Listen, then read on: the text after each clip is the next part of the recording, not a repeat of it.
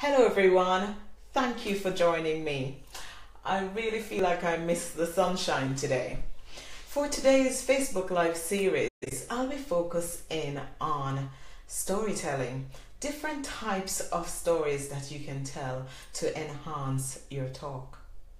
Before I get to the different types of stories, I will talk about the 3 tips you need to remember or always have in the back of your mind before choosing a story.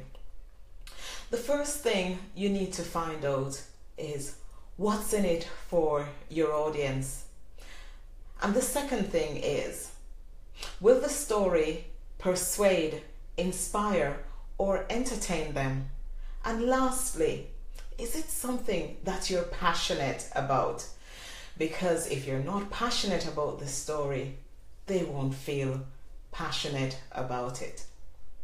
In today's series, I will look at 5 different types of stories that you can use in any talk. The first one is a common theme, the moral of the story. And one of the famous examples for that is the story of the hare and the tortoise. The next one is a touching story. It's what people call sometimes the tearjerker, highly emotional. The third one is a personal story.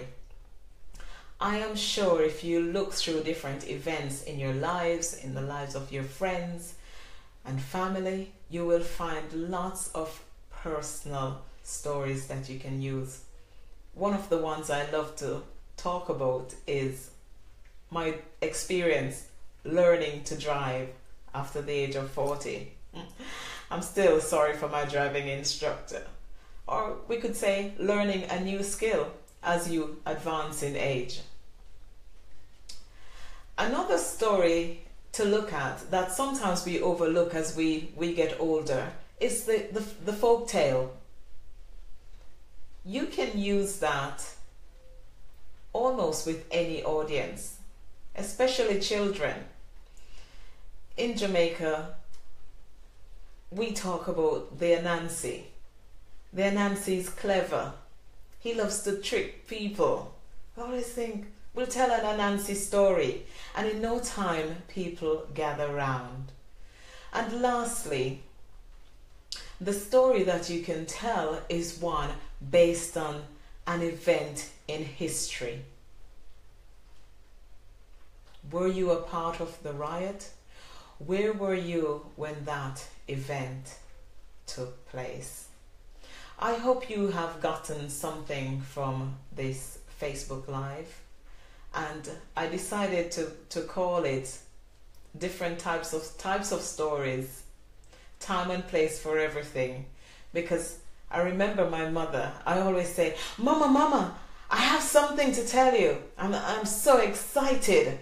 And when I say to her, she'll look at me sometimes and say, time and place for everything. And it's the same way whenever we have a story, there's a time and place for that story.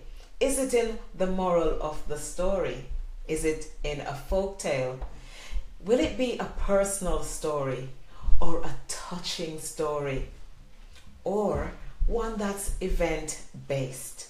I thank you for joining me on this day when it's not too bright outside, but I can see the hearts coming in and the likes, and it makes me so appreciative. And this is one of the reasons I always turn up. Have a fantastic weekend, and I look forward to joining you next week when I'll speak more about these stories. Take care. Bye bye.